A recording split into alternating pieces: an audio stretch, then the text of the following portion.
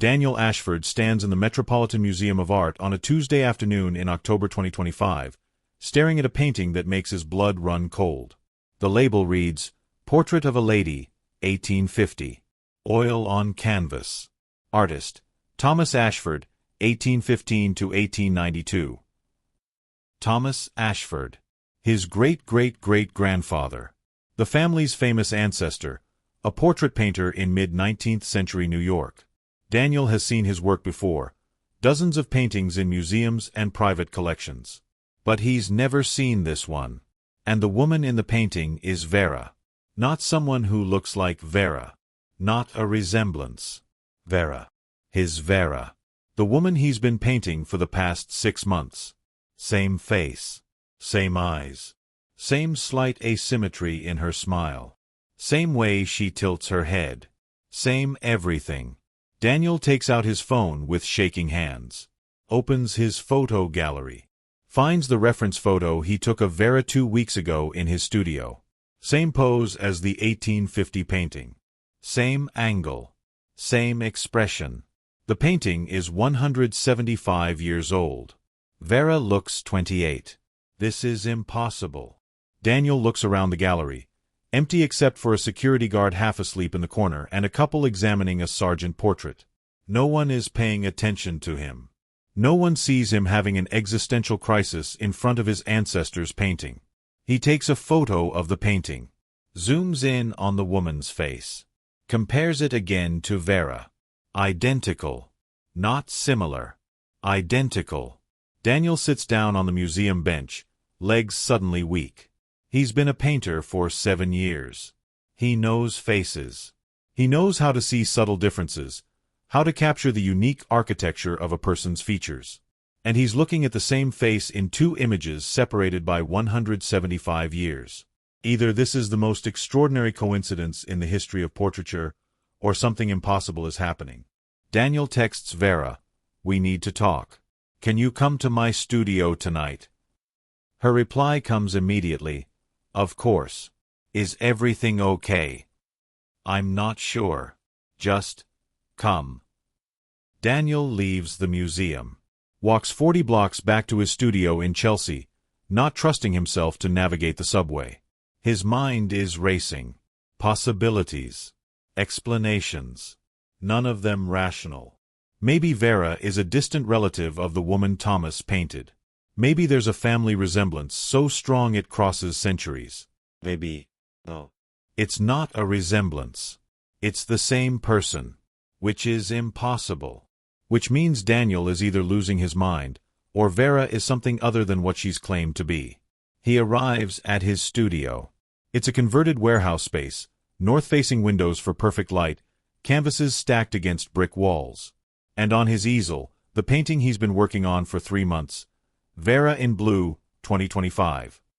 It's his best work. Technically perfect. Emotionally resonant.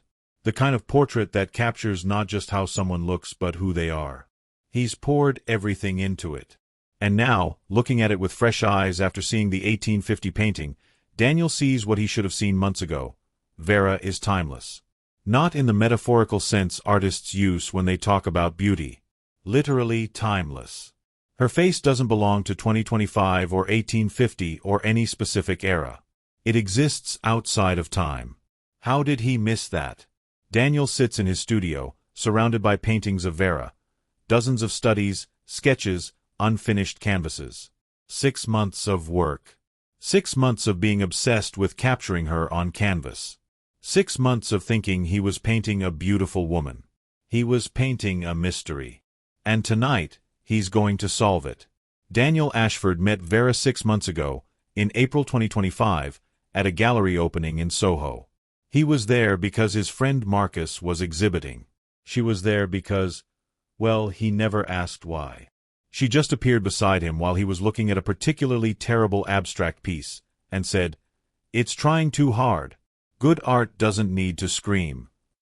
Daniel turned. Saw a woman in a simple black dress, dark hair pulled back, face that looked like it belonged in a Renaissance painting. Not conventionally beautiful. Her features were too strong, too distinct. But arresting. The kind of face you couldn't stop looking at once you started. You're right, Daniel agreed. But don't tell Marcus. He'll be devastated. Is the artist your friend? Unfortunately. I owe him honesty, but not at his own opening. She smiled. A diplomatic friend. That's rare. They talked for an hour. About art, about New York, about the impossibility of making a living as a painter in 2025. She was intelligent, knowledgeable about art history, funny in a dry way that Daniel appreciated. I'm Daniel, he said finally. I'm a portrait painter. Terrible job, no money, but I love it. I'm Vera. I'm between careers at the moment. What did you do before? A little of everything. I've moved around a lot. Tried different things. Currently just existing in New York. The best thing to do in New York. Before they parted, Daniel did something he rarely did, asked if she'd model for him. No payment, I'm afraid. I'm broke. But if you're interested in sitting for a portrait, I'd love to paint you. You have an incredible face. Vera hesitated. For a moment, Daniel thought she'd refuse. Then, all right. Why not? She showed up at his studio 3 days later. Daniel set up his easel, arranged the lighting, and started with charcoal sketches. Studying her face. Learning its architecture. And as he drew, he felt something he'd only felt a few times in his career. Perfect alignment. Artist and subject clicking into place. Her face was made to be painted. Every angle revealed something new. Every expression told a story. You're a natural model, Daniel observed. Have you done this before? A few times. Long ago. Professional modeling?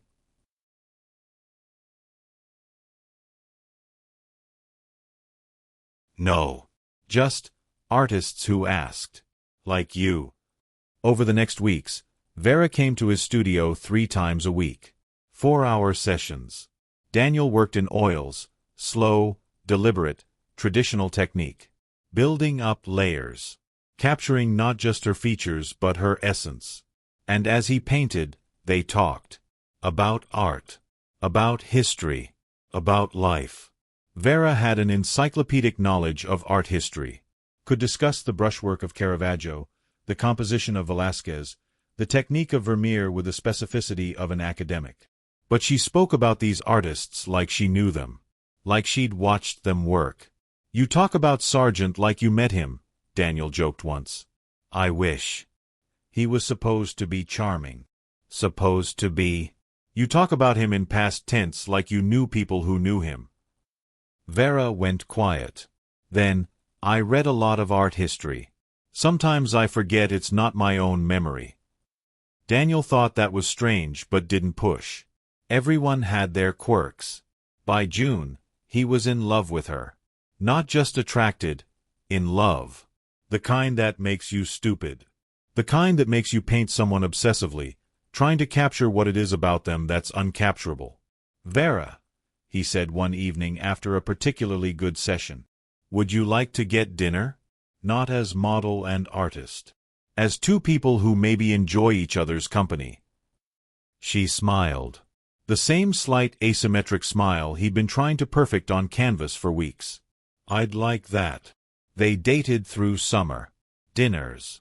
Walks through Central Park. Late nights in his studio where she'd watch him paint other subjects.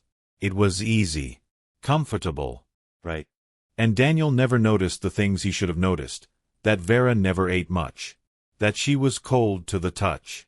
That she avoided bright sunlight. That she had no social media, no digital footprint, no traceable past before 2024. He was too in love to notice. Too focused on painting her to see her. Until today. Until that painting in the Met. Now he sees everything. And tonight, he's going to get answers. Vera arrives at Daniel's studio at 8 p.m. She's wearing the blue dress from one of his paintings, hair loose around her shoulders. She looks exactly like she always does, timeless. Daniel, she says when she sees his face. What's wrong? Daniel doesn't answer. Just hands her his phone with the photo of the 1850 painting pulled up. Vera looks at the screen. Her expression doesn't change. Where did you see this? The Met. It's on loan from a private collection. The artist is my great-great-great-grandfather, Thomas Ashford. I see. That's you, Vera. Not someone who looks like you. Same face. Same everything. Explain that. Vera sits down on the studio couch. Takes a long breath. I was hoping I'd have more time before this conversation. Before what conversation? Before the one where I tell you I'm not entirely human. Daniel feels the floor tilt beneath him. What? I'm a vampire, Daniel. I was born in 1797. I'm 228 years old. I was transformed in 1825 at age 28. I've been 28 years old for 200 years. That painting at the Met? Yes, that's me. Your great-great-great-grandfather painted me in 1850. And now you're painting me in 2025. Silence. Daniel stares at her, waiting for her to laugh, to say it's a joke, to offer literally any rational explanation. But Vera just sits there, looking at him with those same eyes he's been painting for 6 months. Eyes that are apparently 228 years old. Prove it, Daniel says finally. How? I don't know. Show me something impossible. Vera stands, walks to Daniel's bookshelf, pulls out a heavy art book, Masters of American Portraiture, and rips it in half with her bare hands. The thick hardcover splits like tissue paper. Vampire strength, she explains calmly. Daniel's heart is pounding. That's not. You could just be very strong. You want more. Vera picks up a palette knife from his work table. Slices open her palm. Blood wells up, darker than normal blood, almost black. Then, as Daniel watches, the wound heals. Skin knitting back together in seconds. No scar. No mark. Satisfied? Vera asks. Daniel sits down hard on his painting stool. You're really a vampire. Yes. And you're 228 years old. Yes. And my great-great-great-grandfather painted you 175 years ago. Yes. Thomas was a good painter. Not brilliant, but good. I modeled for him for about 2 years. 1850 to 1852. Then I left New York. Couldn't stay too long. People would notice I wasn't aging. And now you're back. Being painted by his great-great-great-grandson. Yes. Why? Why come to New York? Why model for me? Vera is quiet for a moment. Then, because I loved Thomas. And when I heard there was another Ashford painting portraits in New York, when I saw your work online and recognized his technique in yours, I had to meet you. I had to see if you were like him. And am I like him? So much so that it hurts. The way you see light. The way you compose. The way you look at faces like they're mysteries to solve. It's exactly like Thomas. Like watching him paint again. This is insane. I know. You should have told me. Months ago. Before Daniel stops. Before I fell in love with you. That's what he was going to say. But now everything is different. Now she's not who he thought she was. Before you what? Vera asks softly. Before I wasted 6 months of my life painting a lie. I'm not a lie, Daniel. I'm exactly who I've always been. I just happen to be older than you realized. 200 years older. You're 202 years older than me. That's not a small detail, Vera. That changes everything. Does it? I'm still the person you've been spending time with. Still the person you've been painting. My age doesn't change who I am. It changes what you are. You're a vampire. You drink blood. You're immortal. You've lived through, God, you've lived through everything. The entire 19th century. Both world wars. Everything. And you didn't tell me. Would you have believed me if I had? No. Maybe. I don't know. Daniel runs his hands through his hair.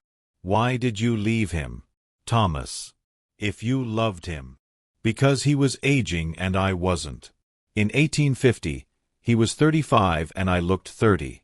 By 1852, he was 37 and I still looked 30. People were starting to notice. Starting to ask questions. I had to leave before it became a problem. Did you tell him what you were? No.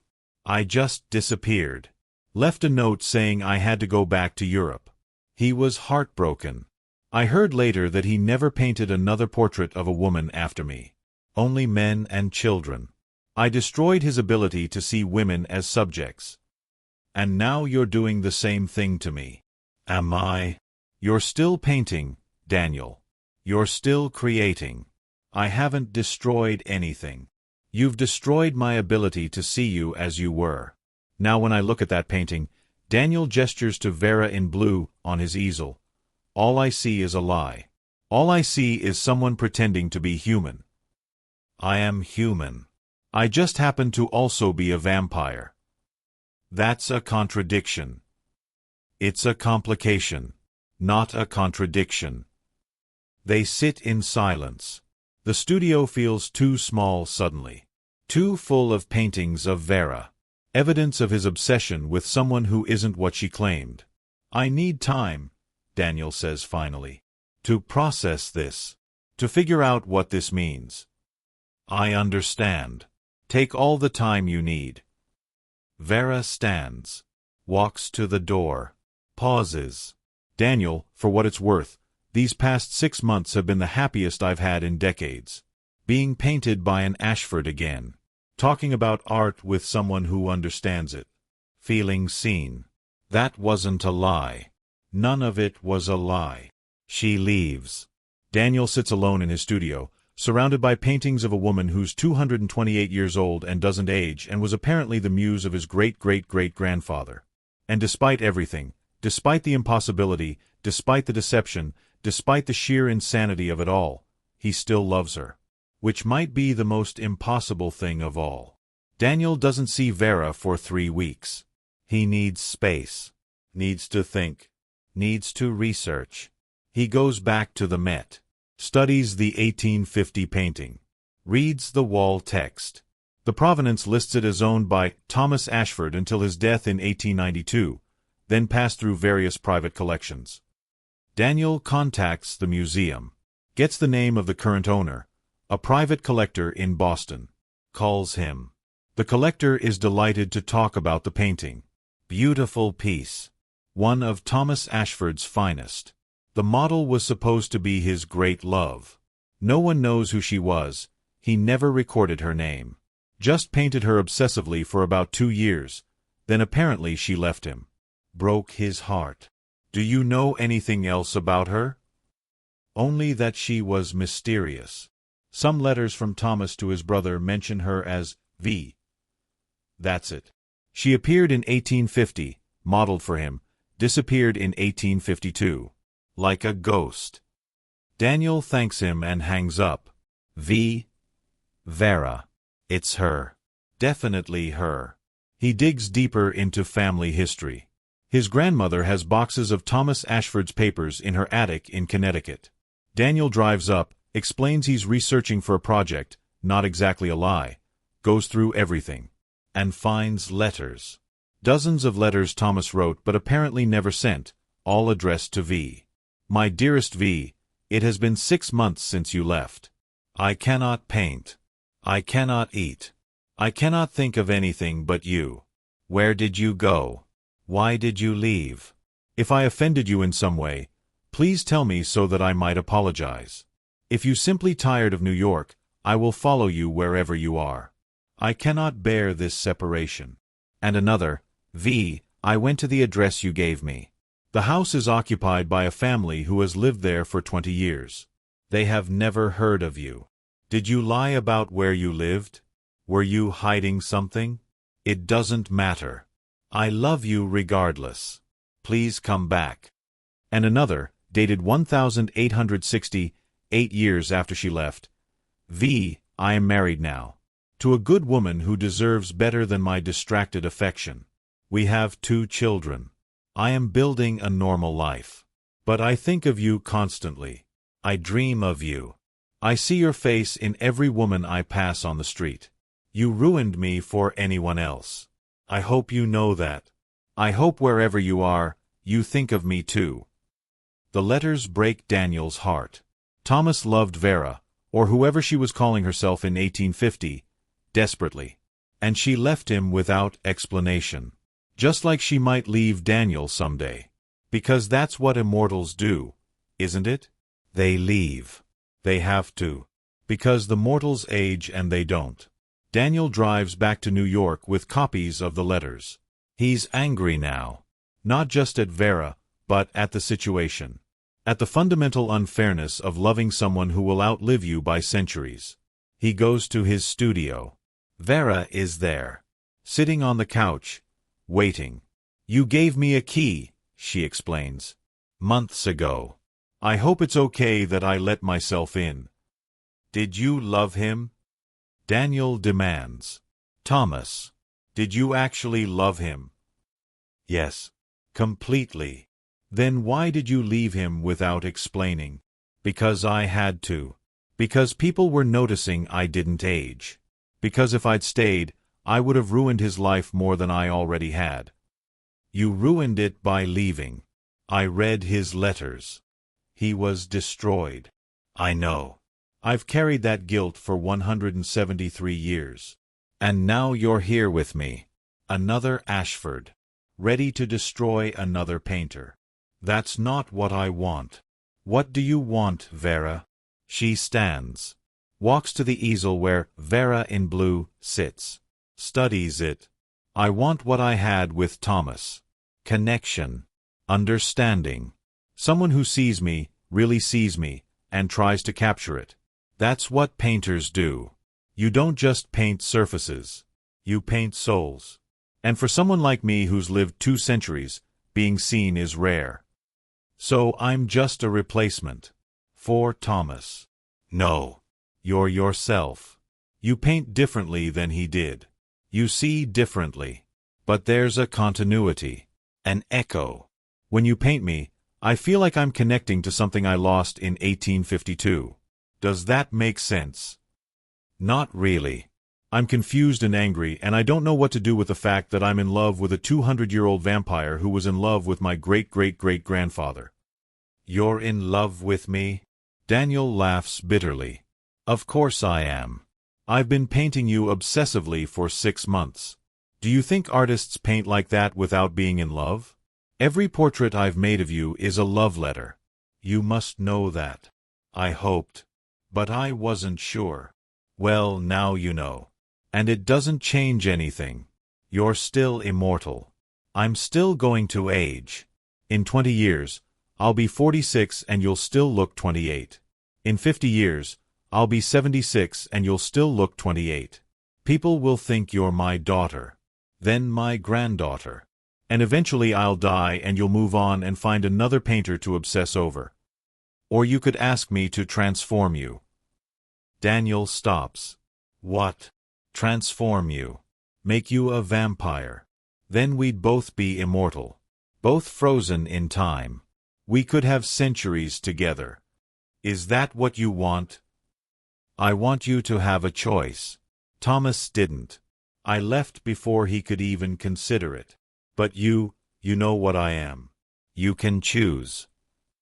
Becoming a vampire is a choice? It can be. If done consensually. I drink your blood almost to the point of death, then feed you my blood. 3 days later, you emerge as a vampire. It's painful. There's risk. About 70% of humans survive the transformation. But if you survive, you're immortal. Daniel sits down. Tries to process. That's insane. It is. But it's an option. I don't want to be a vampire, Vera. I don't want to live forever. I don't want to drink blood. I don't want to watch everyone I know age and die while I stay the same. Then we have a problem. Because I can't age. I can't become mortal. This is what I am. Forever.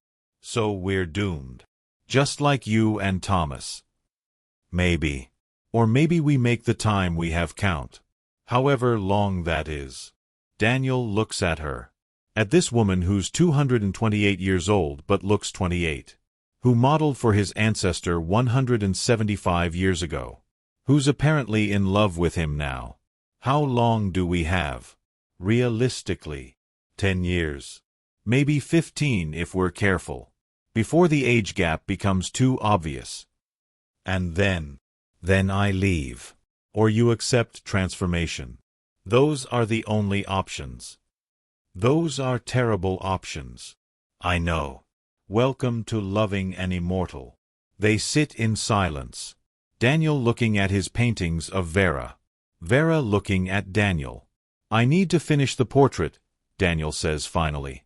Vera in blue. It's not done yet. Are you asking me to keep modeling? Yes. If we only have 10 years, I want to spend them painting you. Capturing as much of you as I can. Creating a record. Just like Thomas did. And after the 10 years? I don't know. Maybe I'll understand by then. Maybe I'll accept transformation. Maybe I'll be ready to say goodbye. I don't know. But right now, I want to paint. Vera smiles. That slight asymmetric smile. Then let's paint. She takes her position. Daniel picks up his brush. And they continue what Thomas Ashford started 175 years ago. Artist and muse, mortal and immortal, trying to capture eternity in oil and canvas. They have 9 years. Not 10. But 9 is more than Daniel expected. He paints Vera constantly. Vera in blue is finished by 2026. Exhibited in a group show. Gets excellent reviews. A portrait that seems to exist outside of time, one critic writes. They have no idea how accurate that is. Daniel creates a series, The Eternal Muse. 24 paintings. Each one exploring a different aspect of Vera's face, her presence, her otherworldliness. The series is exhibited in 2028. Makes Daniel's career. Galleries want more. Collectors are willing to pay serious money. You're becoming famous, Vera observes. Because of you. You're my artistic breakthrough. I was Thomas's too. Maybe Ashford's paint better with vampires. They live together. Daniel's studio becomes their shared space. Vera doesn't need much, doesn't sleep though she rests, doesn't eat much though she pretends to in public, doesn't age though she stages gradual aging with makeup when they're around Daniel's friends and family. It's complicated, but it works. Daniel learns about vampirism. The blood drinking from blood banks. Vera's been ethical for decades. The sensitivity to sunlight, painful but not fatal. The enhanced strength and senses. The inability to appear clearly in digital photos, some electromagnetic interference that he doesn't fully understand. That's why you always looked slightly blurry in my reference photos, Daniel realizes. It's not my camera. It's you. Yes. Another complication of dating a vampire. In 2030, Daniel's grandmother dies. At the funeral, his mother shows him an old photograph. Thomas Ashford in his studio, 1875, at age 60. He looks haunted. Still painting, but the joy is gone from his face. He never recovered from losing her, Daniel's mother says. That mysterious woman who modeled for him. Family legend says he loved her his whole life. Daniel looks at the photograph and thinks, he did. And I understand why. In 2032, Daniel turns 35. Vera still looks 28. The age gap is starting to show. 7 years, Daniel says on his birthday. We have about 7 years left. We could have longer if you'd consider transformation. I'm not ready. When will you be ready? I don't know. Maybe never. Vera, I'm terrified of immortality, of living forever, of becoming something other than human. I know. Thomas would have felt the same way. Did you offer to transform him? No. I was younger then. Less willing to share vampirism. Now I'm tired of being alone. You're not alone. You have me. For 7 more years. They don't resolve it. Just continue. Painting. Loving. Existing in borrowed time. In 2034, Daniel finds more of Thomas's letters. These are dated late in his life, 1890s. Thomas is in his 70s. Still painting, but slowly. I am dying. The doctors say my heart is failing. I wanted you to know, if you're still alive, if you still think of me, that I never stopped loving you. Every painting I made after you left was an attempt to recapture what we had. I failed every time. You were uncapturable. That's what made you perfect. I hope you're happy, wherever you are. I hope you found someone who understood you the way I tried to. Your Thomas. Daniel shows the letter to Vera. She reads it and cries. Actual tears. Vampires can cry, apparently. I was in Paris when he died, Vera says. I didn't know until years later. I wish I'd been there. I wish I'd told him the truth. Would it have helped? No. But at least he would have understood why I left. In 2035, Daniel is 38. Vera still looks 28. 10 years older now. The gap is obvious. People assume she's his younger girlfriend. It's starting to hurt. 2 years, Daniel says. We have maybe 2 years before this becomes unsustainable. Or you could transform. Tonight. Right now. And we'd have forever. Forever is too long, Vera. I can't conceptualize it. Neither could I. But you adapt. You find ways to make it bearable. I don't want bearable. I want finite. I want a natural ending. Even if it means losing me, even then. They fight. A lot. About transformation. About the future. About the fact that Daniel refuses to choose immortality. I'm not asking you to give up your humanity, Vera argues. I'm asking you to expand it. To live longer. To create more art.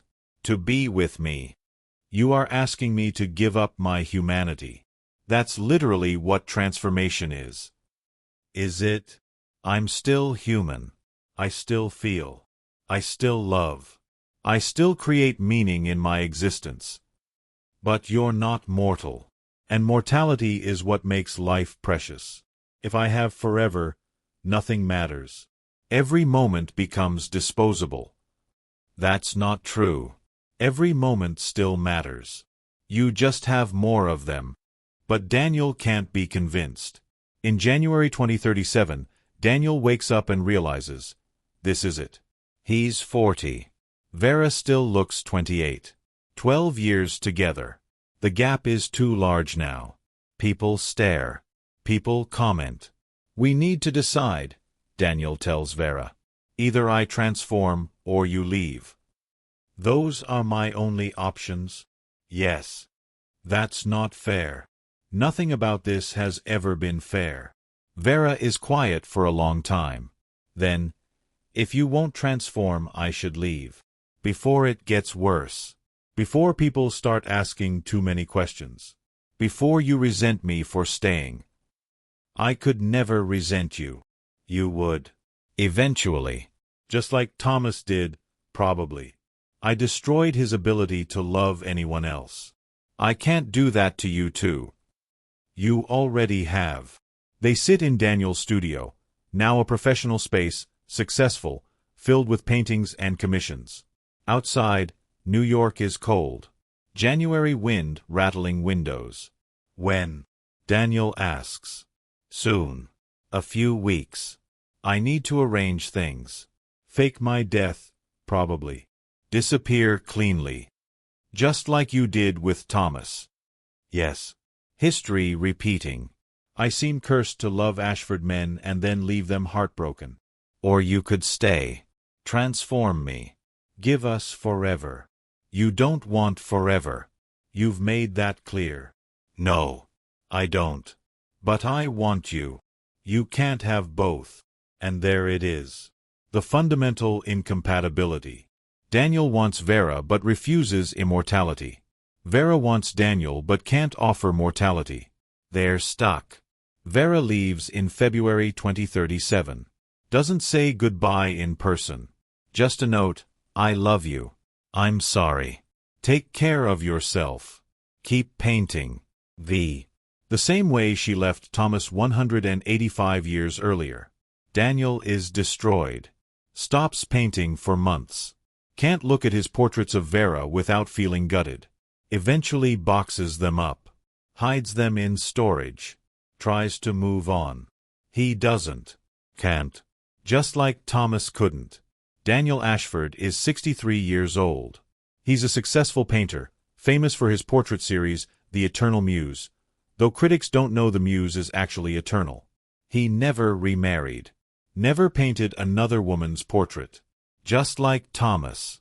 In March 2050, a package arrives at his studio. No return address. Inside, a painting. His painting. Vera in Blue, 2025. The one that started his career. And a note in Vera's handwriting, I kept this. Couldn't bear to sell it. You captured something true. Thank you for seeing me. Thank you for painting me. Thank you for 9 years. I think of you constantly. I'll think of you for centuries. Your Vera. Daniel hangs the painting in his studio. Looks at it. 25 years younger. Painting a woman who's still 28 somewhere in the world. He wonders where she is. If she's found another artist. If she's modeling for another Ashford descendant in 2175. If this is her pattern, finding Ashford painters every few generations, letting them paint her, leaving when the age gap becomes too large. Maybe it is. Maybe in 2200, Daniel's great-grandson will meet a mysterious woman named Vera who wants to model for portraits. And he'll paint her, not knowing she's been painted by Ashfords for 250 years. The thought makes Daniel smile. Sad, but also beautiful. An artistic legacy that spans centuries. All because one woman doesn't age. Daniel picks up his brush. Starts a new painting. Not of Vera. He can't paint her anymore. But of the empty chair where she used to sit. The absence of the muse. Maybe someone in 2175 will see it in a museum and understand. Maybe Vera herself will see it and remember. Maybe that's all an artist can do. Create records of love that outlast the love itself. Daniel paints until the sun sets. And in the fading light, he swears he sees her. Just for a moment. Vera in the doorway. 28 years old. Eternal. But when he blinks, she's gone. Just a shadow. Just memory. Just 9 years compressed into one perfect moment of light and color and impossible love. He returns to his canvas. Paints the absence. Makes it beautiful. Because that's what Ashfords do. They paint what they cannot have. They capture what they cannot keep. They love what they cannot hold. And somewhere in the world, Vera sees the painting through whatever mysterious network vampires use to track art. And she cries. Because she loved Daniel Ashford. Because she loved Thomas Ashford before him. Because she's cursed to love artists who refuse immortality. Cursed to be painted and then to leave. Cursed to be eternal in portraits and absent in life. But at least she's seen. At least she's remembered. At least for 9 years, and 185 years before that, she was loved completely. And in 200 years, when another Ashford picks up a brush, she'll do it all again. Because that's her curse. And maybe her gift. To be the eternal muse. Forever painted. Forever leaving. Forever loved.